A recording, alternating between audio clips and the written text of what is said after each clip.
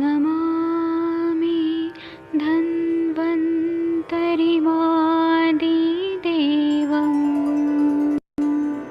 सुरासुरैर्वन्दितपादपद्मम् लोके जरामृत्युनाशं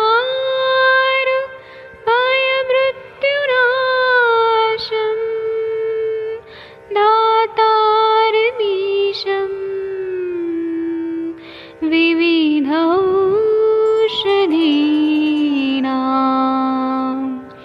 शङ्खं चक्रं जलौकां दधतं मृतघटं चारुतोर्भिश्चतुर्भिः सूक्ष्मस्वच्छादिरुद्यं शुकपरिविलसन्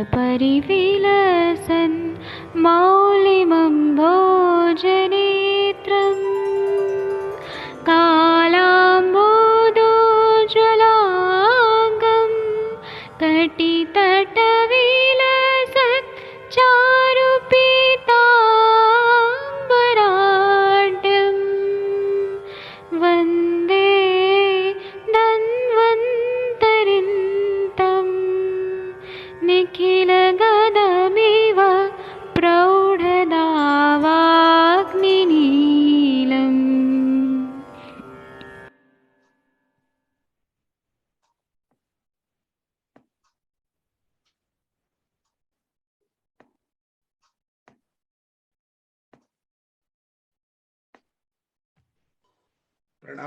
प्रणाम सभी लोगों को। मैं वैद्य अरविंद पाठक पुणे महाराष्ट्र से आप सभी लोगों का स्वागत करता हूं।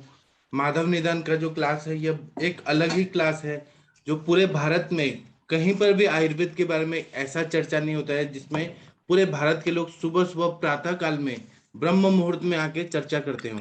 ऐसा कहीं पर भी नहीं होता है और ये पहला प्लेटफॉर्म है शायद पूरी दुनिया का जो आयुर्वेद पे चर्चा करता है। तो अभी हम लोगों ने अर्श निदान पूरा पढ़ लिया है। उसके बाद में अब एक नया अध्याय शुरू हो रहा है। इसका नाम है अग्निमांद्य, अजीर्ण, विसूचिका, अलसक और विलंबिका का निदान। मतलब इतने सारी व्याधियां हैं और जब इन्होंने ग्रहणी रोग बता दिया तो फिर इसको ये अध्याय बताने की क्या जरूरत है। तो ये अध्याय बताने की जरूरत है क्योंकि ना ऐसे हमारे पास पेशेंट आते हैं, ग्रहणी रोग अलग होता है और अग्निमांद्य अलग होता है। तो इसको जानना समझना बहुत जरूरी है और एनालिसिस करना भी बहुत जरूरी है। और अग्निमंदता नॉर्मली किसी को भी हो जाता है, किसी को भी हो जाता है तो हम लोग को डायग्नोस करते हुए आना चाहिए। और ये बहुत महत्वपूर्ण है क्योंकि आज अगर हम लोग देखेंगे तो ग्रहणी रोग अलग होता है और अग्निमंद्य अलग होता है। अग्निमंदता, अजीर्ण, इन सब से ही वो बड़ी बड़ी व्याधियां हो जाती है। और तो ये इसको जानना बहुत जरूरी है कि अग्नि जो रहता है वो विषमाग्नि होता है, मंदाग्नि होता है, तीक्ष्णाग्नि होता है। तो इसको जानना जरूरी है और एनालिसिस करना जरूरी है। पेशेंट तो ऐसे ही आते हैं हमारे पास। तो ठीक है, हम लोग शुरू करते हैं। मैं पहले एक श्लोक पढ़ूंगा और उसके बाद में हम लोग चर्चा करेंगे। तो इसमें सबसे पहले बताया है कि मंदस तीक्ष्णो अथ विष्मः समश्चेति चतुर्विदः कफ पित्तानिलाधिक्यात् तत्समा तत्साम्या जाठर और नलः। इसका मतलब यह है कि पाचक अग्नि जो है, जो जाठराग्नि है, और आयुर्वेद में अग्नि को सबसे ज्यादा महत्व दिया जाता है। अपनी जाठराग्नि ही सबसे महत्वपूर्ण रहती है। तो पाचक अग्नि जो रहती है जठर में रहने वाली, वह 4 प्रकार की होती है। जिस दोष का डोमिनेंस रहता है उस हिसाब से अग्नि बताया है। तो मंद अग्नि, सबसे पहले मंद अग्नि, तो कफ की अधिकता अगर हो जाती है तो मंद अग्नि हो जाती है। फिर तीक्ष्ण अग्नि, जो पित्त की अधिकता से जो तीक्ष्ण अग्नि रहती है, इसके बारे में आगे वर्णन बताएंगे। तो ये तीक्ष्ण अग्नि रहती है। फिर विषमाग्नि रहती है। तो विषमाग्नि जो रहती है वो वायु के अधिकता से विषमाग्नि होती है। और जब तीनों दोषों की साम्यावस्था रहती है तब समाग्नि रहती है। तो इसी तरह से यह, और ये साम्यावस्था में जब अग्नि रहती है तो यह शरीर के धातुओं को भी साम्यावस्था में रखने का कारण होती है। और इसीलिए ना मंदाग्नि, तीक्ष्णाग्नि और विषमाग्नि, ये 3 विकृत अग्नियां बोली जाती है और सम अग्नि जो रहती है वो प्राकृत माना गया है। और यह क्रमशः रोग और आरोग्य का कारण होता है। इसी को मधुकोश टीकाकार ऐसे बोलते हैं कि अर्श कायस्त्वाद अग्नि अग्निमांद्यादि ना तान्य मंद इत्यादि। मतलब अर्श के बाद अग्निमांद्यादि रोग हो जाते हैं या अग्निमांद्य होके फिर अर्श हो जाता है। इसीलिए अब इनका निर्देश करते हैं। मंद में मतलब ये होता है कि मंद अग्नि मतलब मंदस्य दुर्जत्वात् प्राग अभिधानम, यह ना दुर्जय होती है, उसको ठीक करना बहुत मुश्किल होता है और कष्ट साध्य होती है, तो इसीलिए सबसे पहले मंद अग्नि के बारे में कहा गया है। फिर बोल रहे हैं कफ पित्त नीलाधिक्यादिति यथागम मंदाशु योज्यम। इसका मतलब यह है कि कफ की अधिकता से मंद अग्नि होती है, पित्त की अधिकता से तीक्ष्ण अग्नि रहती है, वायु की अधिकता से विषम अग्नि रहती है।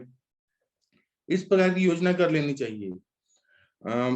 कफ पित्तानिलाधिक्यादिति यथाक्रम मंदादिषु योज्यम, मतलब कफ से मंद अग्नि, पित्त से तीक्ष्ण अग्नि और वायु से विषम अग्नि, इस तरह से मंदादिषु का योजना करना चाहिए। तत्साम्यादि तेषम कफादिनाम सामान्य, इसका मतलब यह है कि जब तत्साम्यात, ये जब शब्द बोल रहे हैं, इसका मतलब कफादि दोषों की समता से अग्नि सम रहती है। समो अविकृत, सम अग्नि जो रहती है वो अविकृत रहती है और यह बराबर रहती है, इसमें किसी प्रकार की तेजी नहीं रहती है, मतलब वो नॉर्मल रहता है। वही सम अग्नि शरीर से धातुओं की साम्यावस्था में बनाए रहती है, अतः वह श्रेष्ठ अग्नि का है। धातु साम्य हेतु रित्यर्थ, मतलब वो धातुओं को बैलेंस स्टेज में रहती है, साम्यावस्था में रहती है। एतस्य विकारस्यापि विकार प्रस्तावे अभिधानम प्रकृति ज्ञानांत रियम रियकम विकृति ज्ञानमिति बोधनार्थम, मतलब ये बोल रहे हैं कि जब ये प्रश्न उठता है कि यदि सम अग्नि धातुओं की समावस्था बनाए रखने से शरीर को स्वस्थ रखते हैं, तब यहाँ अभिधान करने की क्या आवश्यकता है, इन्होंने क्यों बताया, तो इसका उत्तर खुद ही दे रहे हैं कि किसी वस्तु को प्राकृत अवस्था में जाने बिना हम लोग विकृत का ठीक ठीक ज्ञान नहीं कर सकते हैं। मतलब क्या नॉर्मल है ये अगर हम नहीं जानेंगे तो विकृत क्या है वो कैसे हम लोग जानेंगे, इसलिए समाग्नि का यहाँ निर्देश किया गया है। एतस्य विकारस्यापि विकार प्रस्ताव अभिधानम प्रकृति ज्ञानानंत रियकम विकृति ज्ञानवती बोधनार्थम, जब तक हम लोग साम्यावस्था नहीं जानेंगे विकृति नहीं जान सकते, इसलिए यहाँ पर समाग्नि को भी बताया गया है। जाठर रीति धात्वग्नि भूताग्नि व्यवच्छेदनार्थम, इसका मतलब यह है कि यह जो जाठराग्नि है इसको हम लोग और व्यवच्छेद करते हैं तो हमें भूताग्नि भी पता चलता है, धात्वग्नि भी पता चलता है, मतलब अलग अलग लेवल से स्थूल अग्नि और सूक्ष्म अग्नि, इस हिसाब से हम लोग धात्वग्नि और भूताग्नि इसको हम लोग जानते हैं। और इस तरह से हम लोग जब समझते हैं और पेशेंट में देखते हैं तब हमें पता चलता है कि विषम अग्नि क्या है, मंदाग्नि क्या है, तीक्ष्णाग्नि क्या है, और फिर उस हिसाब से हम लोग जब समझ लेते हैं तो फिर चिकित्सा करना आसान हो जाता है। तो मैं आप लोगों को अनम्यूट करता हूँ, आप लोग अब बताइए अपने पेशेंट्स के अनुभव, फिर हम लोग आगे पढ़ेंगे। जी देखिए मैंने अनम्यूट कर दिया है सभी लोगों को। डॉक्टर नवजोत कौर मैम, आपकी माता जी कैसी हैं? डॉक्टर नवजोत कौर मैम सुन पा रही हैं क्या? हाँ जी, प्रणाम सर, प्रणाम सभी को। हाँ सर, बेटर है। कल भी अच्छे से पेट साफ हो गया था, एक ही बार गए थे तो उनको जो हैवीनेस सी 2 दिन लग रही थी पेट स्टमक में, एब्डोमेन में, मतलब लेफ्ट साइड, वो भी कल ठीक थी, ठीक फील कर रहे हैं सर। तो अग्नि उनका अभी कैसा है? अग्नि सर ऐसे है कि जैसे सुबह 2 फुलके सब्जी के साथ ले लेते हैं दोपहर को, और रात को कई बार नहीं लेते कि अब मेरा मन नहीं है, भूख लगती है। भूख लगने लगी ना? हाँ जी, भूख लगती है, जी भूख लगती है। यही तो चाहिए हमें, अग्नि प्रदीप्त होना चाहिए। सर एक ये है कि अब उनका जैसे कंपवात का आगे कुछ और दे सकते हैं? अब काफी दिन हो गए, जैसे आमपाचक तो दे ही रही हूँ तो कम पे उनको। बात हो रहा है तो आप मुझे डिटेल में सब केस बताइए ना, फिर मैं और अच्छे से बता पाऊंगा। अब अच्छा, सबसे पहले तो उनका कॉन्स्टिपेशन का प्रॉब्लम सॉल्व करना था, तो वो तो हो गया। हाँ जी, हाँ जी सर हो गया। अब पर बस्ती नहीं दे रहे हैं, मैं 2 दिन हो गए हैं नहीं दे रही हूँ, क्योंकि 8 दिन दी गई तो थोड़ा उनको अब लग भी रहा था कि अब थोड़ा लेना मुश्किल फील कर रहे हैं। एक ये थोड़ा एब्डोमेन में हैवीनेस सी 2 दिन से कह रहे थे, तो मुझे लगा थोड़ा साइकोलॉजिकली भी उनको लगता होगा, तो चलो अब डिसकंटिन्यू कर देते हैं। बट जनरल उनकी कंडीशन ठीक है, पर ये जरूर है कि सारा दिन जैसे चलते फिरते हैं ना, थोड़ा ये पहले भी था कि थोड़ा कमजोरी तो फील करते हैं कि किसी समय ऐसा, मतलब ये जॉइंट पेन्स तो सर बहुत पुरानी है उनको, आम बात तो है ही है। और ये कंपवात भी बहुत साल से है सर, मतलब I think I was in 11th 12th जब से उनका हाथ थोड़ा थोड़ा कंपन शुरू हुआ था, अब तो है ही है, ज्यादा ही है, ये चीजें तो है। तो या तो फिर मैं, वैसे मैंने उनकी केस शीट भरी हुई है सर। आप बताइएगा फिर क्या है, और डिस्कस करेंगे और उनको आप ठीक करेंगे हम लोग। हाँ जी ठीक है सर, ठीक है। ठीक अब है। सर मेरे को कल से हुआ पड़ा है ये साइनसाइटिस टाइप। अभी मैं सरसों के ऑयल का लेके हटी हूँ नस से, जी। मतलब एकदम से येलो सा डिस्चार्ज नोज में से कल दोपहर के बाद से ना हो रहा है अब तो थोड़ा। हो गई ना, ये बसंत ऋतु शुरू हो रहा है ना, वहां जी गर्मी बढ़ गई है क्या? सर ऐसा ही है ना, बीच में गर्मी बीच में ठंड, अंदर बैठो तो ठंड, बाहर जाओ तो गर्मी थोड़ी, जैसे तो धूप अब में। बसंत ऋतु शुरू हो रहा है तो कफ पिघलेगा, तो अब होगा ही हाँ है। जी हाँ जी, चेंज तो हो रहा है, उसी की वजह से है। हाँ जी। ठीक है, अगर ज्यादा लगा तो फिर मैं सूक्ष्म त्रिफला ले लूंगी सर AKT के साथ। हाँ जी। हाँ जी ठीक, ठीक है सर और फिर। आपने प्रैक्टिस शुरू कर दिया है ना? हाँ जी सर, अभी बैठना शुरू कर दिया क्लिनिक में, थोड़ी लोकल एरिया में ऐड देनी है, पैम्फलेट्स मैंने लेकिन वर्डिंग ये दे दी बहुत थी। बड़ी बात है कि आप घर गृहस्थी करने के बाद, इतना ब्रेक होने के बाद प्रैक्टिस करना शुरू कर दी। ये बहुत हाँ बड़ी जी, बात है। नहीं सर आपकी क्लासेस अटेंड करके बहुत कॉन्फिडेंस आ गया, अब तो करना ही है आयुर्वेद। जी। अभी आपको और मजा आएगा, ये अध्याय पढ़ने के बाद तो आपको और मजा आएगा पेशेंट को देख। हाँ जी सर, हाँ जी बिल्कुल सर। नहीं सर, घर में फैमिली में बहुत सबको लगता है, अब सब मेरे से पूछते हैं दवाइयाँ यही बहुत बड़ी बात है सर। वही तो। हाँ जी ठीक है, thank you sir. Thank you. और किसी को कुछ बताना है तो बताइए। आप लोग का कोई एक्सपीरियंस है विषमाग्नि, तीक्ष्णाग्नि, मंदाग्नि, इस पे कुछ बता सकते हैं तो बताइए। डॉक्टर शशि तिवारी मैम, आपका तबीयत कैसा है? आपका अग्नि अभी कैसा है? डॉक्टर शशि तिवारी मैम सुन पा रही हैं क्या? नहीं तो हम पहले ये श्लोक पढ़ लेते हैं। हाँ हाँ जी सर, गुड मॉर्निंग। जी गुड एक्चुअल में मॉर्निंग। मेरे को अनम्यूट करने में थोड़ा टाइम लग जाता है। कोई बात नहीं। हाँ, तबीयत तो ठीक है। मैं कह अग्नि सकती अभी सर, कैसे है आपका? अग्नि मेरी तो कम ही है, मुझे मंदाग्नि ही लगती है। कफ वाली? क्योंकि हाँ, कफ वाली की जैसे मान लीजिए कल सुबह खाना खाया था, वो ठीक था। शाम को फिर मैंने खाना खाया, तो खाना खाने के बाद ही एसिडिटी लगने लगा। जैसे मान लो अगर कढ़ी वढ़ी बन गई, वो खा लिया तो फिर तुरंत बहुत ज्यादा भारी हो जाता है, लगता है। तो ये आपके शरीर का कफ को निकाल के वमन कर दीजिए, कफ को निकाल हम्म दीजिए पूरा। या हम्म त्रिकटु चूर्ण, पंचकोल चूर्ण, चतुरुष्ण चूर्ण, ऐसे कुछ खा लीजिए जो कफ की चिकित्सा हो। हम्म वमन ही करना चाहती हूँ। एक बार पूछा था, भी सोचा था, फिर हुआ कि सद्य वमन से कोई फायदा नहीं होगा, इसलिए किया नहीं। क्यों नहीं फायदा होगा? उससे फायदा होगा लेकिन थोड़ा होगा। या तो हम्म आप पूरा क्लासिकल वमन करिए या सद्य वमन करिए, कफ को निकाल दीजिए आप। ये मंदग्नि क्या है? हम्म जी। कफ की वजह से ही होती है। जी। जी सर, थैंक यू सर। प्रणाम सर। हाँ सर। हाँ सर, अपने मंदाग्नि वाले पेशेंट ज्यादातर आते हैं वैसे तो। अभी जी। खान पान उनका सही नहीं रहता है, और अभी ये कफ का काल चल रहा है, तो इसलिए मंदाग्नि के ज्यादा पेशेंट रहते हैं सर। तो मंदग्नि रहते हैं, उसको इलेबोरेट करिए, बताइए ना कि क्या रहता है मंदग्नि, मतलब क्या? सर उनका मतलब भूख वगैरह नहीं लगता है, पेट साफ वगैरह नहीं होता है ढंग से। जी। तो उसको उसी प्रकार से सर कहा जा सकता है मंदाग्नि वगैरह होगी सर उसमें। जी। तो उसमें सर वही आम पाचक वगैरह, आरोग्य वटी वगैरह ये सब देते हैं सर। और उसका अनुलोमन के लिए फिर अपना त्रिफला त्रिफला चूर्ण या अपना एरंड वगैरह हरितकी वगैरह दिया जा सकता है सर। जी। जी सर। और वंदना पाठक मैडम जी कैसी हैं आप? डॉक्टर वंदना पाठक मैडम जी सुन पा रही हैं क्या? नहीं तो आप बताइए तब तक। क्या है, सुबह सुबह उठ के मैं सबको बोलता हूँ कि आप बताइए आप बताइए। कुछ लोगों को बोलने का मन करता है, कुछ को नहीं मन करता है। प्रणाम सर। जी प्रणाम, बताइए ना। सर, मैं एक मेरे हॉस्टल लाइफ की बात बोलूंगी इस पे।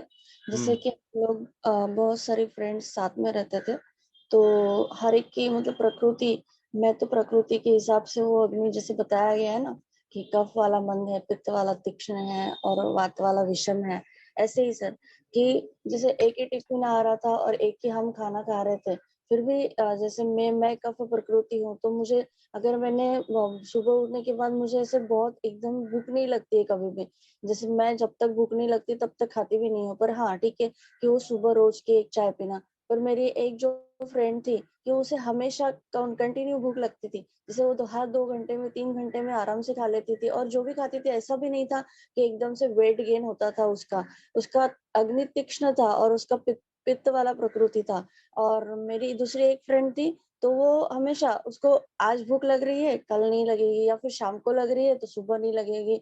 खाना एक टाइप का ही खा रहे हैं हम, टिफिन ही खा रहे हैं। पर मैंने मतलब हम जब प्रकृति पढ़ते थे ना शुरू में फर्स्ट ईयर में, तो जैसे हम हमारे इसमें लगा के हमने पूरे हर एक की प्रकृति निकाल के रखी थी कि इसका कफ है, इसका पित्त है, इसका वायु है। इसलिए फिर वो अच्छे से मतलब समझ में आता था कि अग्नि सही में जैसे कि पित्त वाले की काफी तीक्ष्ण होती है। मेरे घर में भी मेरे हस्बैंड पित्त प्रकृति है क्या है, तो उनको हमेशा भूख लगी रहती है, और मुझे ऐसा रहता है कि हाँ ठीक है, मैं खाना सामने भी है तो मुझे भूख नहीं लग रही है तो मैं खाती नहीं हूँ। फिर वात वाले की एकदम विषम रहती है कि जैसे कि वो सुबह भी खा रहा है तो शाम को खाएगा कि नहीं पता नहीं है उसको अच्छे से। पर कैसे है ना सर कि अभी बहुत सारी चीजें अच्छी अच्छी मिलती है, पिज्जा दिख रहा है, बर्गर दिख रहा है, तो हम लोग ये सब खाते रहते हैं। अभी समझो अगर मेरी कफ प्रकृति है, मैं अगर सब खा रही हूँ, उसका डाइजेशन ही नहीं हो रहा है, तो फिर बीमारियां आती रहेगी बॉडी में। हर एक पेशेंट को, हर एक सामान्य लोगों को ये समझता नहीं है सर कि हमने हमारी अग्नि के हिसाब से खाना चाहिए। पर ये मैंने जरूर देखा है, पेशेंट भी जैसे आते हैं तो कफ प्रकृति है का है, पित्त का है या वात का है, उनके हिसाब से अग्नि भी दिखने को मिलती है।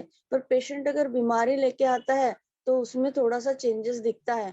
पर फिर भी पित्त प्रकृति वाला बोलता नहीं है कभी कि मुझे भूख नहीं लग रही है, वो हमेशा बोलेगा कि मुझे भूख लग रही है। कितना भी उसको तकलीफ हो ना, तो वो हमेशा बोलता ही है कि मुझे भूख तो लग रही है आराम से। मतलब ऐसे पूरी मंदा अग्नि नहीं बोलता है वो। हाँ, कुछ कुछ पेशेंट में दिखता है कि पित्त वाला भी बोलेगा नहीं मुझे अभी आज भूख ही नहीं लग रही है, 3-4 दिन से भूख ही नहीं लग रही है। ऐसे मैंने जरूर देखा है सर। जी सर। इसको जानना बहुत जरूरी है कि विषमाग्नि होती है तो कभी भूख लगती है कभी नहीं लगती है। तीक्ष्णाग्नि में बहुत तेज भूख लगती है और उसके बॉडी को लगता नहीं, लेकिन वो तीक्ष्णाग्नि ही रहती है। और मंदाग्नि वाले तो एक बार खा लेंगे तो उनको शाम तक भूख ही नहीं लगती है। मैडम ने वैद्य जी नमस्ते। मैडम ने प्रणाम। प्रकृति अनुसार बिल्कुल सही वर्णन किया। और ये हम लोग सब जब एक साथ रहते हैं, बहुत सारे लोग घर में भी या हॉस्टल्स वगैरह में, तो बिल्कुल एकदम ये दिखता है एकदम। तो अपनी प्रकृति के अनुसार और अपनी जो स्थिति है शरीर की और अपनी अग्नि के अनुसार भोजन करने से ज्यादा अच्छा रहता है। दिन भर में हम लोग को चूज कर लेना चाहिए। और जो कुछ आहार हैं वो सुपाच्य होते हैं दिन में, कुछ आहार हैं जो रात में अच्छे से पचते हैं। तो उसके बारे में भी हम लोग सोच के ही भोजन को करना चाहिए। जैसे रात्रि के जो भोजन है वो अगर गुरु लेते हैं तो नहीं पचते। हमारे भाव प्रकाश वगैरह में भी सब में लिखा है कि जो भोजन है वो किस तरह करना चाहिए। और रात में जैसे कड़ी है या दही, दही तो बिल्कुल चरक में लिखा है, नानक पंथ विभंजीत, रात में दही नहीं खाना चाहिए, गुरु होता है। और जो भारी पचने वाले पदार्थ यदि रात में हम खा रहे हैं तो भी दिक्कत रहते हैं। तो काल के अनुसार और प्रकृति के अनुसार और साथ में सीजन के अनुसार यदि भोजन करते हैं तो बहुत सारी चीजें सॉल्व हो जाती हैं। बट जैसे अभी मैडम ने एलैबोरेट किया अपने एक्सपीरियंसेस को, तो हम सबके यही एक्सपीरियंसेस हैं कि कभी कभी दिखता है कि कोई एकदम पतली सी लड़की और 8-9 रोटी वो पचा ले जाती है, और हम लोग जो है वो 1-2 रोटी खा के ही हम लोग तृप्त हो जाते हैं। तो ये प्रकृति के अनुसार है कि जो पित्त प्रकृति का है वो तो बहुत जल्दी जल्दी पचाता है, दिन भर भूख भूख एक करता रहेगा। प्रकृति का होता है और एक विकृति का होता है। यहाँ पे विकृति के बारे में हम लोग पढ़ रहे हैं जी। यहाँ हम लोग जो पढ़ रहे हैं वो विकृति के बारे में पढ़ रहे हैं। तो अगर हमें विकृति पता है तो फिर भोजन हमको उसी प्रकार से डिसाइड करके भोजन करना चाहिए। जी जी ठीक है। एक डॉक्टर, हाँ सर आप बताइए। और पूजा रच मैम भी बताएंगे, इनका नया प्रैक्टिस शुरू हो गया है जी। हाँ बताइए सर। मैं एक केस के बारे में बोलूंगा कि एक उनका अग्नि तो पूरा नॉर्मल है, मतलब टाइमली भूख लगता है और मल भी नॉर्मल है। पर सब जो इनका जो सिम्टम्स है सब कफ वाला सिम्टम्स है। मतलब ठंडे पानी जब नहाते हैं तो छींक आ जाता है, ठंडा बढ़ जाता है, ठंडा सिम्टम्स हो जाता है, और डायबिटिक है, ओवरवेट है, और ग्लूकोमा भी है, सब कफ वाला प्रॉब्लम्स है। और अग्नि अच्छा है, उसको कैसा समझना चाहिए? हाँ, तो जरूरी नहीं है अग्नि नहीं, फिर आम संचिति होगा और फिर स्त्रोतरोत है उनके शरीर में। अग्नि अच्छा है लेकिन इतना अच्छा नहीं होगा कि उनको, क्योंकि बिना अग्नि के विकृत हुए कोई व्याधि नहीं हो सकती। वो स्थूल अग्नि या धातु अग्नि लेवल पे कुछ ना कुछ तो विकृति होगा ही। जो धात्वग्नि प्राकृत लेवल में उनका तो दिक्कत शरीर में है अग्नि, उससे थोड़ा कम होगा। पूरा जीरो नहीं हुआ है अग्नि, पूरा शांतुम रहते अग्नि, ऐसे बोलते हैं ना कि शांतुम रहते। अगर अग्नि पूरा मंद हो गया तो मृत्यु हो जाएगी। तो अग्नि उनका अच्छा है लेकिन इतना अच्छा नहीं है कि वो प्राकृत रहे। तो इसमें कैसे फिर त्रिकटु बात चूर्ण करना? दीजिए, अगर कफ का व्याधि है तो त्रिकटु चूर्ण, पंचकोल चूर्ण, चतुरुष्ण चूर्ण, ये सब दे दीजिए तो कफ को भी ठीक करेगा, अग्नि को और प्रदीप्त करेगा, आम का पचन करेगा। ठीक है सर जी। व्योषादि वटी, कटु रसात्मक द्रव्य जो अग्नि को बढ़ाते हैं। अब तिक्त रस भी अग्नि को बढ़ाता है और कटु रस भी अग्नि को बढ़ाता है। तो उन दोनों में देखा जाए तो कटु रस ज्यादा बढ़ाता है, लेकिन पित्त प्रकृति वालों को ज्यादा कटु रसात्मक दिया तो वो उनको ठीक नहीं है, तो हमें तिक्त रस देना पड़ता है। तो मतलब मैं आम पाचक वटी देता हूँ, लेकिन सबको आम पाचक वटी से अच्छा है कि हम रस पाचक दें, वो भी तिक्त रस से भी बढ़ता है। जी। जी। और एक केस है सर, हाँ सर, बताइए सर। उनका प्रॉब्लम था, स्किन पुस्टुल्स आता था बार बार, जी। फुरुंकुलोसिस वगैरह बार बार होता था, महीने 2 महीने ऐसा। और उनका तिखड़ागी बोल सकते हैं। तो ज्यादा भूख तो रहता है, बट थोड़ा देर हो जाता है तो इपिगेस्ट्रिक रीजन में बर्निंग रहता है, वो खाना खाने के बाद फिर नॉर्मल हो जाता है। तो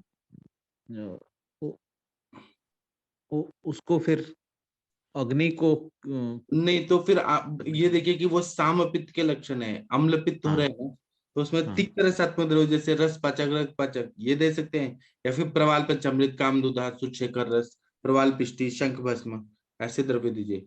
या तो क्षारीय पदार्थ वाले जो हैं अपने सुधाकल्प, जैसे कि शंख भस्म, ये क्षारीय है, जी पित्त की अम्लता को वो बैलेंस कर देते हैं और आम को भी पचन करते हैं, वैसे दे दीजिए। ये तो तिक्त रसात्मक द्रव्य दीजिए। जी जी sir, thank you sir. Thank you. ऐसे जो बोलते हैं ना कि यथा दुष्टेन दोषेन यह जानु विसर्पता निवृत्ति रामा से, ऐसे हो संप्राप्ति जागति आगति। मतलब ये दोष कैसे दुष्ट हो रहे हैं, कहाँ कहाँ पे स्थान संचय कर रहे हैं, कहाँ कहाँ खावे गुण से जाके एक्युमुलेट होके व्याधि कर, तो वो व्याधि अलग अलग हो जाती है। जी जी सर। जी। और किसी को बताना? डॉक्टर पूजा जी आप कुछ बताएंगी? आपका नया प्रैक्टिस शुरू हो गया ना डॉक्टर हाँ पूजा? सर, हो गया। हाँ सर, हो गया। अभी मेरा एक पेशेंट था, तो वो बोल रहे थे कि सिर्फ एक रोटी खा ली तो बस फिर खाने का मन ही नहीं होता, तो मैं क्या करूं? तो मैंने उन्हें सिर्फ आम पाचक वटी और लहसुन आदि वटी दी थी, और सोच रही थी कि बाद में मैं आप सबसे डिस्कस करके उनका आगे चलाऊंगी। तो उन्हीं से उनका इतना अच्छा हो गया कि वो ये बोले कि मुझे यही दवाई ज्यादा दे दो, फिर बाद में देखेंगे क्या करना है। तो अभी उनका आम पाचक वटी और लहसुन आदि वटी ही चल रहा है। जी। क्या हाँ है, सर। पेशेंट जो भी ऐसे मांगते हैं कि हमें वही दवाई चाहिए, इसका मतलब हाँ देखिए सर। आपका कितना इम्पोर्टेंस है समाज में, हाँ सर। सोसाइटी में। हाँ सर, उन्हें इतना अच्छा लगा कि मैं 2 टाइम तो इतना पेट भर के खा लेती हूँ, लेकिन फिर इतना पच जाता है कि मुझे कभी हेवी एब्डोमेन नहीं लगा। पहले तो ऐसा होता था कि जब भी खाने खा के उठूं तो ऐसा लगता था कि मैंने ज्यादा खा लिया, थोड़ा सा कम खाया होता तो अच्छा होता, और सिर्फ एक ही रोटी खाई होती तो भी। तो अभी उन्हें अच्छा है, तो वो आम पाचक वटी पे ही है। तो तो सर पूजा जी उन आपके पास कितने पेशेंट आ जाते हैं रोज? सर रोज तो नहीं आते, अभी थोड़ा सा इतना दिक्कत होता है सर कि अभी मैंने शुरू किया है, तो इतना ज्यादा ट्रस्ट नहीं होता सबको। सब इंक्वायरी तो करते हैं कि मुझे ये तकलीफ है तो मुझे क्या करना चाहिए, मैं समझाती हूँ, तो फिर देखते हैं शुरू करते हैं ऐसा बोलते हैं, 3 साल लगता है लेकिन कहीं पर भी प्रैक्टिस जमाने में, हाँ टाइम लगता सर, है। हाँ सर, वो तो लगेगा ही। तो अभी सबको ट्रस्ट आने में थोड़ी देर लगेगी, मैं ऐसा मानती हूँ सर। वही तो। हाँ सर, लेकिन आप बहुत अच्छा कर रही हैं। मतलब हाँ आप सर, लोग गृहस्थी संभाल के, इतने साल बच्चों को संभाल के फिर प्रैक्टिस में आ रही हैं, तो कितना बढ़िया काम हो रहा है। हाँ हाँ। और मेरी जॉब भी चल रही है ना, तो सर वहीं पे ही ऐसा होता है कि सब एडवाइस लेते हैं कि मुझे क्या करना चाहिए, ये वो, लेकिन फिर मेडिसिन स्टार्ट नहीं करते, ऐसा कोई बात बोलते नहीं, हैं। आपने सबको ना हाँ आम पाचक वटी या लशुनादी वटी पकड़ा दिया करिए कि इसको खा के देखो क्या होता है। हाँ सर, हाँ सर, करूंगी सर।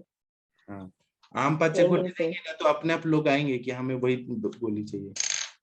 हाँ सर, वो तो मैंने आपसे बोला था ना कि कोई भी पेशेंट आएगा तो पहले तो हमें अग्निदीपन और राम पाचन करना है, तो वही मेडिसिन देनी है। तो मैं ये बोल रही थी, इनको आम पाचक वटी और लशुनादी वटी चल रही है, तो रस पाचक वटी ऐड कर दूं हाँ कर क्या? दीजिए, रस पाचक से और फायदा होता है, पटोल इंद्र कुटकी। ठीक है सर, करती हूँ अभी। अगर अग्नि पे काम कर दिया ना तो आपका बहुत डिमांड हो जाएगा पूरे सोसाइटी में कि ये तो डॉक्टर हैं जो भूख बढ़ा देते हैं हमारा। और क्या है ना कि हाँ सर, आज के जमाने में सबको खाना पीना पसंद है, सबको पसंद है।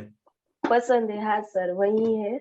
और आपसे सीखा है तो इतना तो सीखा है कि कोई भी ट्रीटमेंट पहले अग्नि से स्टार्ट करना है, तो दीपन वो तो पाचन मैंने पकड़ अनुलोमन। के रखा है।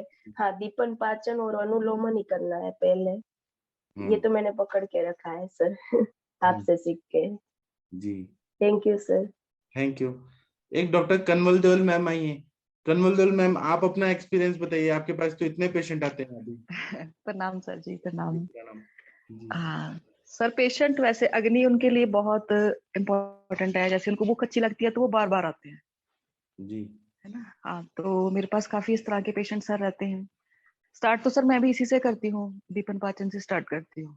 जी हाँ जी। तो अभी सर मेरे पास एक अंकल आ रहे हैं, 74 ईयर ओल्ड ना। जी। तो उनकी सर 6 सर्जरीज हो चुकी हैं। अच्छा। तो हाँ जी, तो उनकी प्रॉब्लम तो मेन ये थी कि उनको पेट साफ नहीं होता उनका ना। जी तो मेरे को ऐसे लगा कि वात दोष मतलब इंक्रीज हुआ होगा, है ना, उसके हाँ कारण ही, क्योंकि इतनी सर्जरी भी हो चुकी है और उनकी एज फैक्टर भी उस साइड जा रहा है। जी तो थोड़ा सा सर वो उनको स्ट्रेस भी था। जी थोड़ा मेरे को ऐसे बात करके लगा कि उनकी जो फैमिली है थोड़ा इग्नोर करती है उनको ना, मतलब उनसे अच्छे से बात वगैरह नहीं करती है, थोड़ा लोनलीनेस भी है उनकी लाइफ में। जी तो मैंने सर उनका दीपन पाचन करके फिर मैंने उनको त्रिवृतलेहम दिया। जी। तो अभी सर वो काफी बेटर है, ठीक फील कर रहे हैं। हाँ, और तो वायु बीच का बीच में प्रकोप कभी, है तो घृत भी दीजिए उनको खाने के लिए। हाँ जी सर, मैंने उनको बोला सर, वो थोड़ा सा बीपी उनका हाई है तो डर रहे थे कि बीपी हाई हो जाएगा मेरे को। बोलिए तो बीपी फिर तो मैंने ठीक बोला, हो जाएगा घी हाँ खाने जी, से। हाँ जी सर, मैंने समझाया कि खाने से पहले ले लीजिए, खाने के बाद ले लीजिए। हम्म। तो अभी सर काफी ठीक फील करते हैं, पर बीच बीच में कभी बोलते हैं कि भूख नहीं लग रही। तो शायद वो पहले हैवी खा लेते होंगे थोड़ा सा, पेशेंट ऐसे तो पथ्य तो हाँ, पालन करते ही नहीं ना। ओवर ईटिंग का प्रॉब्लम है लोगों को आजकल। हाँ जी सर, हाँ जी, हाँ प्रणाम सर। सर। जी प्रणाम जी पवन जी। हाँ, सर प्रैक्टिस का एक बढ़िया सा फंडा बताता हूँ। अगर आपकी टीआरपी बढ़ानी हो और सबसे पहले जितने भी बुजुर्ग लोग आते हैं ना, उनको अपना दोस्त बनाना, तो दीपन पाचन और वातानुलोमन पे काम करो। बुजुर्ग आदमी को चाहे भूख ठीक लग रही हो, एक दिन भी भूख नहीं लगे तो टेंशन में आ जाते हैं। अगर उनको एक दिन से पेट साफ ना होए तो टेंशन में आ जाते हैं, जिनको भाई ऐसे की बहुत बड़ी प्रॉब्लम हो गई है। तो उनको दीपन पाचन और वाता अनुलोमन वाला ये 3 पैकेट से बना के रखें। ये वैसे लेनी, और वो आपके देखना फ्री में कितनी ऐड करेगा।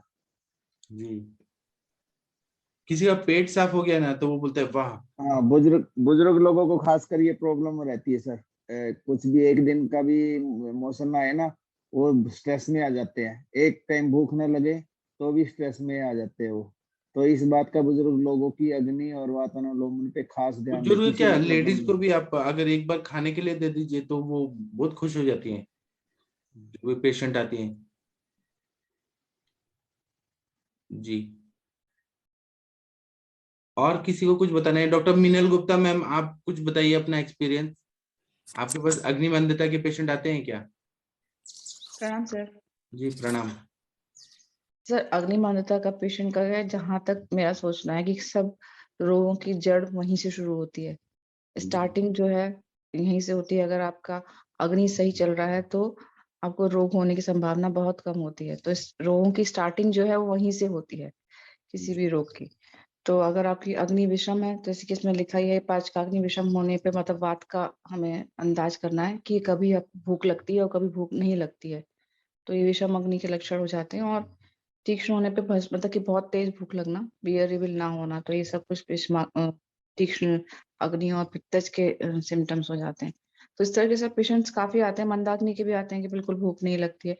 तो जब हम ट्रीट करते हैं इसकी बात, मेरे पास जब पेन्स के पेशेंट आते हैं तो उनका सबसे पहले मैं यही पूछती हूँ कि आपका पेट कैसे चलता है, क्योंकि अगर आपके वहां पर अग्नि सही नहीं है तो डेफिनेटली आपको वायु का फॉर्मेशन ज्यादा होगा। आपकी जो अग्नि दीप्त करना मेरा मेन काम होता है वहां पर, कि अग्नि सही करके पेशेंट को डाइजेशन सही कर दिया जाए। तो उसकी अभी जो मैंने आपसे बताया था ना कि जो एयरफोर्स के सर चल रहे थे हमारे यहाँ, उनको पीछे मसल्स में प्रॉब्लम था कि उनको गोल्फ खेलने के बाद में मसल्स में क्रैम्प आता था।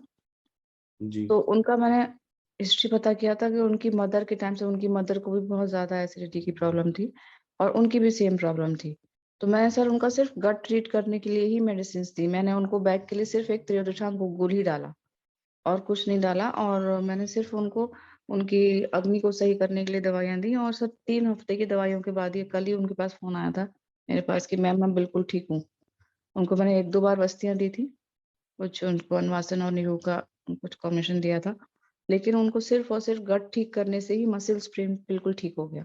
मतलब आपने सामता को ठीक कर दिया, साम वायु को ठीक कर दिया, तो अपने आप उनका वायु अच्छा हो गया, प्राकृत हो गया। यस सर, मतलब मेन ट्रीटमेंट हमें अगर हम पेट का कर दें पेशेंट का, तो उसकी 50% प्रॉब्लम वहीं पे ठीक हो जाती है। अदर प्रॉब्लम्स भी जो है, जी और जैसे ये टेंशन वाले पेशेंट होते हैं जिनको कि नींद नहीं आती है, उनका भी सर यही होता है कि रात रात विचार करते रहते हैं, तो उनको बहुत जो है वायु के फॉर्मेशन होता है। तो इस कारण उनको भी अगर हमने गट को ट्रीट किया तो वहां भी काफी अच्छा इफेक्ट मिलता है हमें माइंड के ऊपर।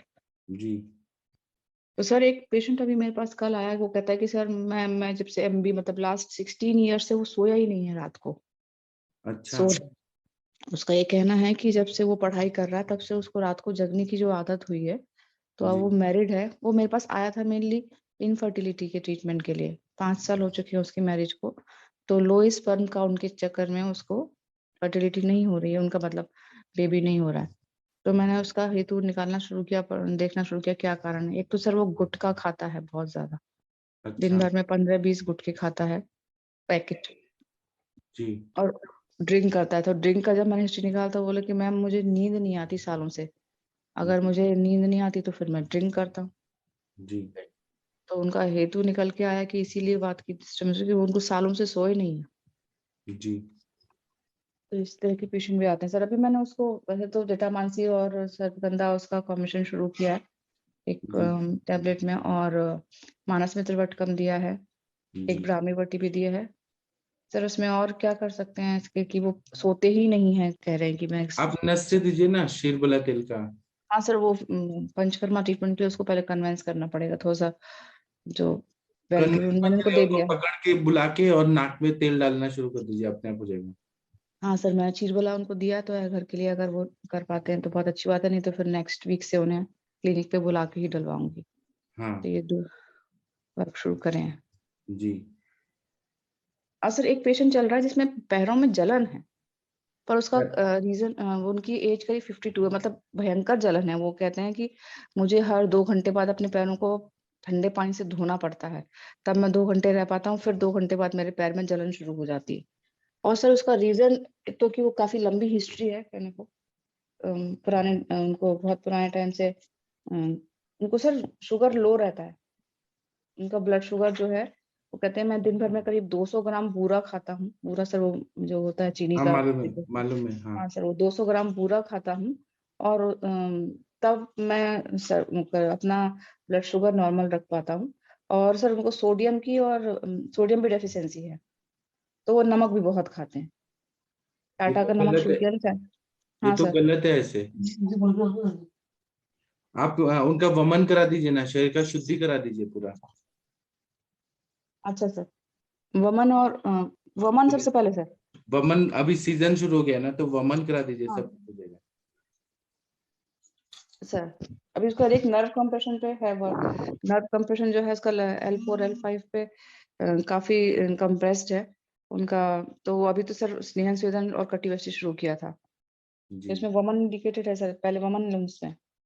हाँ, वमन करेंगे तो स्त्रोतोजन्य संप्राप्ति ठीक हो जाएगा, दोष शुद्ध हो जाएंगे। ओके। और वो गुटखा वगैरह जो खाते हैं, तो बड़े बड़े जो अपने बॉलीवुड के स्टार्स हैं, वो क्यों ये माणिक चंद और गुटखा वगैरह बेचते रहते हैं? उनको सर शर्म नहीं उनको आती? पैसे मिलते हैं, उस पैसे चीज के मिलते उनको हैं तो भी क्या, पेमेंट मिलता है। ये नहीं, बहुत गुटके के बेकार लिए है। भी सर उनको मैंने अभी रेमेडी बना के देना शुरू किया है। मैं उनको एक कॉम्बिनेशन है जो बना के दूंगी, जिससे कि वो गुटके की तलब भी उनकी खत्म होगी। वो भी अभी कल ही आए हैं इसलिए मैं भी वो शुरू नहीं कर पाई हूँ उसका, पर जी मैं उसको उसके मैम, लिए भी रेमेडी मीनल दूंगी। Ma'am, hello. Yes yes ma'am. हाँ जी मैम, क्या देंगे उसमें आप गुटखा खिलवाने के लिए? मैम मैं वो कॉम्बिनेशन अभी पीडीएफ पे से आपको लिख के भेजूंगी। अभी मेरे को एकदम एकदम जबानी याद नहीं है। उसमें अजवाइन है, तो संतरी, कुछ उसका ही अपने उसका ही अपनी जो होते हैं ना मसाले, उनका ही कॉम्बिनेशन है। मैं जी आपको मैम, ग्रुप में मैं डाल डाल दूंगी। दीजिएगा प्लीज। हाँ ग्रुप में हाँ जी डालूंगी जी, बिल्कुल। और थैंक यू मैम। उसमें सारी मसालों का कॉम्बिनेशन है, राइट मैम, वो राइट। वो दूंगी। वो सर वो भी वात वृद्धि का कारण हुआ ना, वो लगातार हाँ पूरे 10 गुटखे का पैकेट खा रहे हैं, जी तो वो एक तरह से देखा जाए तो वात वृद्धि कर रहा होगा। जी। और आप लोगों में से किसी ने गुटखा का टेस्ट किया है क्या? वो क्या है, उसमें खा के क्या मिलता है? सर एक जैसे जिनको च्यूइंग की आदत होती है, कुछ मुंह में चलना चाहिए।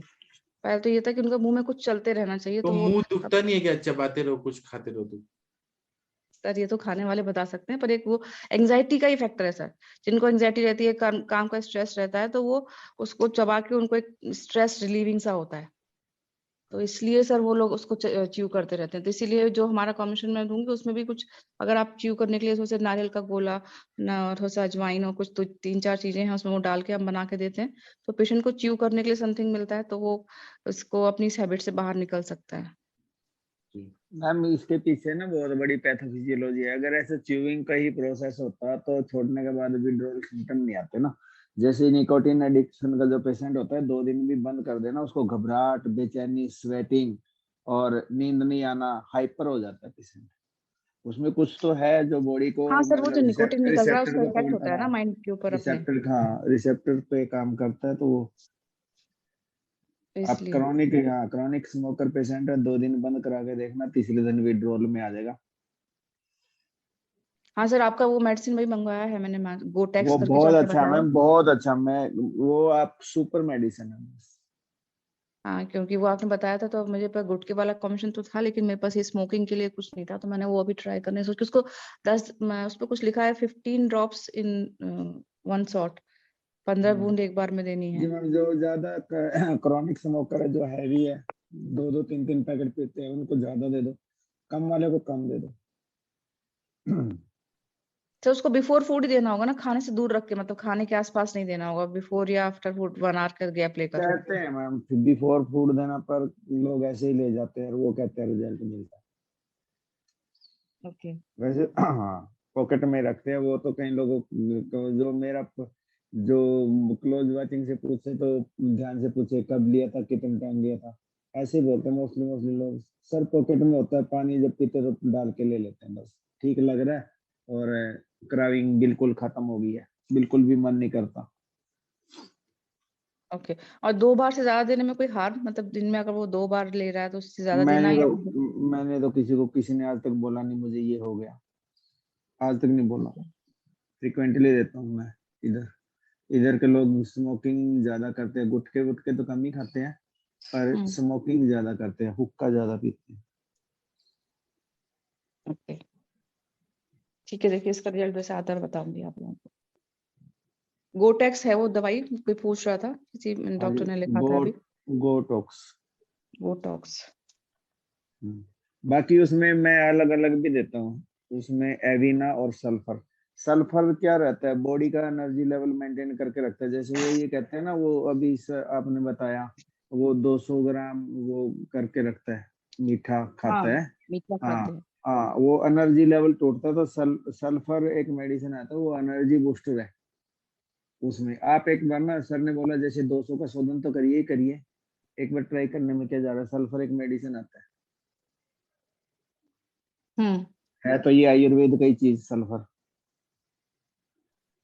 सल्फर शोधित फॉर्म में होता होगा उनका, जैसे कि हम गंधक रसायन प्रयोग हाँ करते हैं ना। मैम, जितना भी ड्रग्स है ना, चाहे वो एलोपैथी है चाहे आयुर्वेद है, जो होम्योपैथी है, वो सारा उसका बेस तो सारा हमारा जड़ी बूटियां ही है ना। एलोपैथी में हम एल्कलॉइड्स बना लेते हैं, एल्कलॉइड्स निकाल लेते हैं, एक्सट्रैक्ट निकालने के बाद अलग अलग उनके जो फाइटोकेमिकल्स निकाल के उनको कंसंट्रेट कर देते हैं। और वो कई पोटेंसी ज्यादा होती है तो वो ज्यादा एकदम तीक्ष्ण अवस्था में तो बॉडी को ज्यादा प्रभावित करते हैं। तो हमारा ये रूट बेस पे धीरे धीरे आप करके सोच काम रहे हैं इसमें सल्फर अगर दिया जाएगा तो बॉडी एनर्जी इनहेंस करेगा वो, जी जी मैम। इसलिए। वैसे अभी मैंने उस पर चंदन का काफी प्रयोग मैंने शुरू सर किया। मैंने हाँ मैम ना एक बार डॉक्टर राजीव दीक्षित जी का ना एक बार लेक्चर सुना था। हाँ जी। डॉक्टर राजीव दीक्षित जी हमेशा बोलते थे ये सल्फर के बारे में, जो एडिक्शन के पेशेंट रहते थे ना, तो वो बोलते थे ये सल्फर की यूज करो तो इससे आपको बेनिफिट होगा। तो फिर तब से मैंने एक बार यूज करके देखा तो मेरे को लगा एक दो पेशेंट में सही, फिर मैं यूज करता हूँ। ओके, एलिना और सल्फर का कॉम्बिनेशन आप अलग अलग टाइम पे लेते हैं कि एक संग देते हैं उन्हें?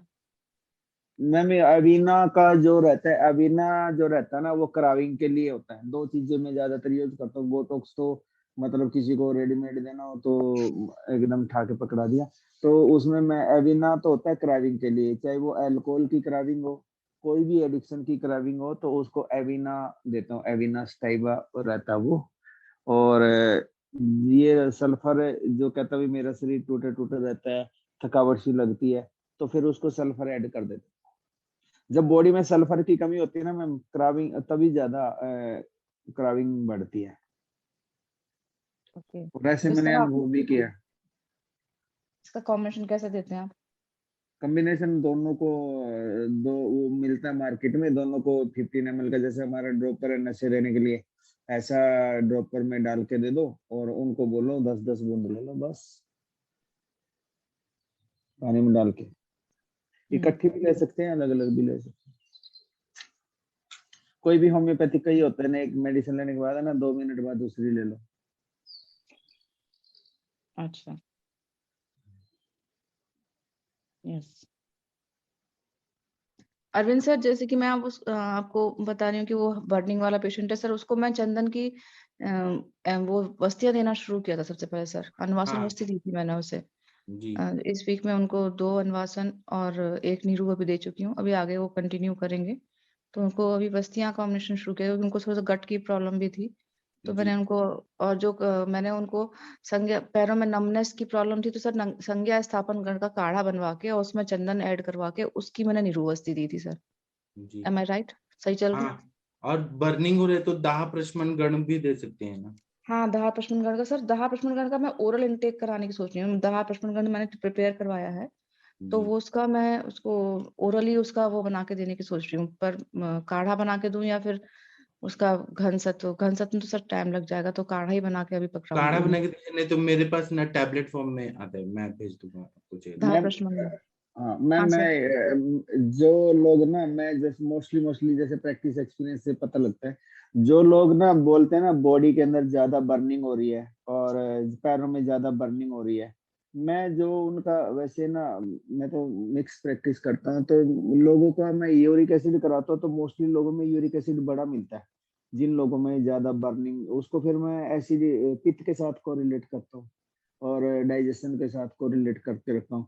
या फिर नेप्रोपैथी में बढ़ता है मैम, जैसे डायबिटिक नेप्रोपैथी होती है ना, जिनका नर्वस सिस्टम वीक हो गया हो, तो उसमें भी ऐसा सिम्टम देखने को मिलेगा, नंबनेस मिलेगी, बर्निंग सेंसेशन मिलेगी। और तीसरा एंजाइटी के पेशेंट में देखने को मिलता है। हाँ, एंजाइटी तीन तो है, वो पेशेंट पेशेंट हमेशा तीन लगातार हाँ बोलता है। 3 पेशेंट, हाँ जिसका ओल्ड अग्नि सही पेशेंट, वो नहीं। वर्टिगो का हाँ पुराना पेशेंट है, तो सालों से दवाइयां वगैरह खा रहा है वो वर्टिगो, सॉरी सर, उसको व्हाइट स्पॉट की पेशेंट, विटलिगो का पेशेंट है वो। तो उसको बहुत दिनों से कई तरह की दवाइयां खाने के बाद इस चर्च का हो गया कि मैं बहुत दवाई खा चुका हूँ, और वो काफी लंबा पेशेंट है विटलिगो का।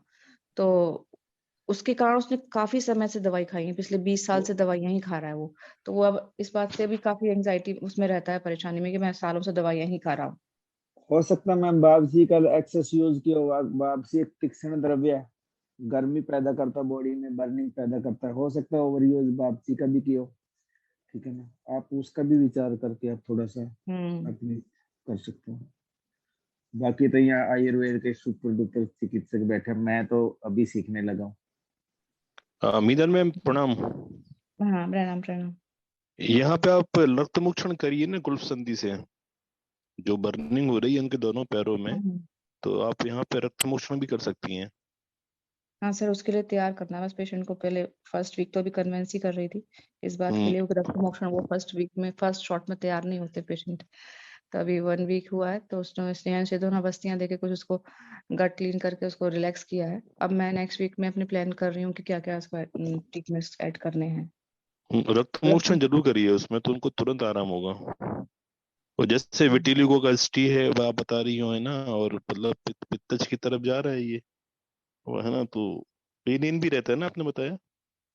पैरों में नमनेस है और बर्निंग है, जलन है। पेन अब हाँ। नहीं है। पेन स्टार्टिंग में हुआ था जब, क्योंकि इसका जो मैंने MRI है वो मैंने शेयर करूंगी ग्रुप में अभी, तो उसमें उसका L4 L5 पे सीवियर कंप्रेशन है। न्यूरोपैथिक है मैम, वो न्यूरोपैथिक की वजह से बर्निंग है, न्यूरोपैथिक पेन है। तो वो भी मैंने इसलिए कंसिडर करते हुए पहले उस भी वर्क करना शुरू किया था, तो वो जी भी जी। एक रीजन है। हो सकता है बस्ती से सुधर जाएगा मैम, कटिबस्ती लगाएगा ना। हाँ, कटिबस्ती तो फर्स्ट डे से कंटिन्यू चल रही है। हाँ, तो और उससे बेनिफिट रहा होगा, उसको पूछ के देख लें। अभी मैंने बताया ना वो बहुत मेंटली स्ट्रेस में, तो अभी फर्स्ट वीक तो उसने ऐसे ही निकाला है कि मैम आराम नहीं है, मैम आराम नहीं है। तो उसको पिचू भी रख रही हूँ और उसका एनीमा भी चल रहा है और कटिबस्ती भी चल रहा है। स्थानिक उसका जो पैरों की हम लोकल धारा करते हैं तेल को गिरा के, तो यहाँ पर भी मैं चंदन का प्रयोग करके उसका लोकल धारा भी कर रही हूँ।